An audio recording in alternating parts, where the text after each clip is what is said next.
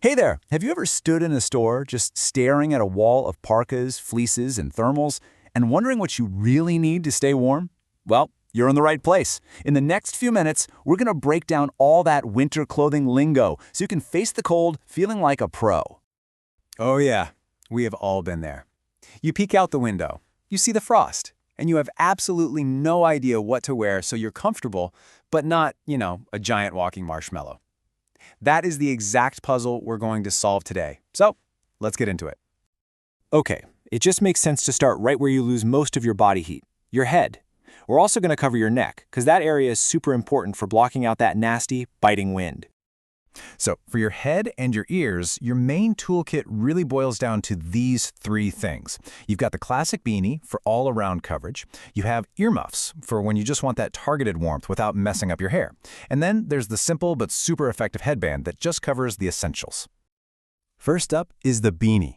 Honestly, this is the true workhorse of winter headwear. The magic is in that snug fit and the knit material, right? All those tiny little air pockets in the knit are amazing at trapping heat right against your head. It's like your own personal warming shield. And of course, a beanie isn't just about being functional. It's a total winter-style staple. It's one of those rare items that's both incredibly practical and a key part of putting together a whole winter look. All right, let's talk about the neck. A scarf is so much more than just an accessory. Its main job is to create a seal around your collar to stop cold air and wind from sneaking down into your jacket. Think of it as your personal defense against that wind chill. Okay, now for the most important part of your body when it comes to staying warm, your core. Seriously, keeping your torso warm is the absolute secret to keeping your entire body warm. And the key to doing that is one simple, powerful idea: layering. So, here it is, the three-layer system. I want you to think of it like you're building a tiny house for your body. The base layer, that manages moisture right up against your skin. The middle, insulating layer, is like the insulation you'd put in your walls. It's what traps your body heat. And that outer layer, that's your roof and siding, protecting you from all the elements. So let's start with layer number one, the base layer. We're talking about thermal underwear, or what some people call long underwear. Its job isn't just to be a thin layer of warmth. It's also to pull any sweat away from your skin to keep you dry. And that's critical, because being wet is a fast track to being cold.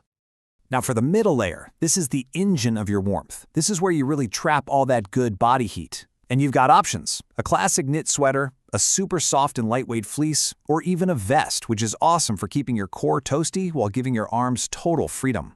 And here we go again. You see how function just blends into everyday life.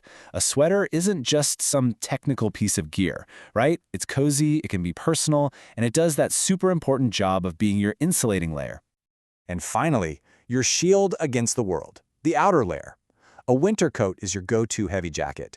But when things get really serious, I'm talking heavy snow, biting wind, that's when you upgrade to a parka. The big difference is usually that hood and its tough, water-resistant shell. Okay, so our head and core are protected. Now let's get to the extremities. Our fingers, our toes, our legs, they're usually the first to start complaining about the cold, so getting this part right is absolutely essential. For your legs, you've basically got two main strategies. For just a regular cold day, you can wear leggings as a base layer under your pants. But if you're going to be playing in the snow or dealing with really bad weather, you need dedicated snow pants.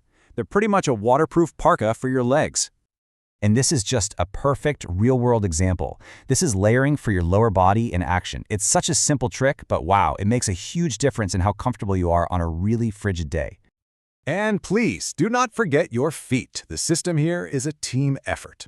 It starts with thermal socks, which are way warmer than your average pair. Then, you pair those with snow boots, which give you insulation and, this is key, a waterproof barrier to keep your feet totally dry. Ah, the great debate: gloves or mittens?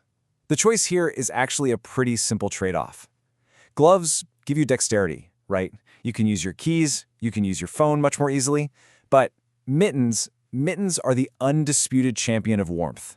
And that's because by keeping your fingers together, they get to share their heat. Okay, so we've looked at all the individual pieces of our winter armor. Now, let's see how you actually put them all together for a couple of real-world situations. And this is where it all clicks. See how you can mix and match depending on what you're doing? For a brisk walk, a sweater and a winter coat are probably fine. But for a full-on snow day, you upgrade each layer. A fleece instead of a sweater, a heavy-duty parka, waterproof snow pants, and of course, the much warmer mittens. It all makes sense. So look, if you only remember one thing from all of this, let it be this: layer up. The real secret to staying comfortable in the winter isn't about having one giant, super thick jacket. It's about using smart layers that you can add or even take off to perfectly match the weather and what you're doing. So there you have it. You're now totally equipped with the language and the strategy to build the perfect defense against the cold. Whether it's just a little chilly or a full-blown blizzard, you know exactly what pieces you need. So the only question left is, what's your ultimate winter outfit going to be?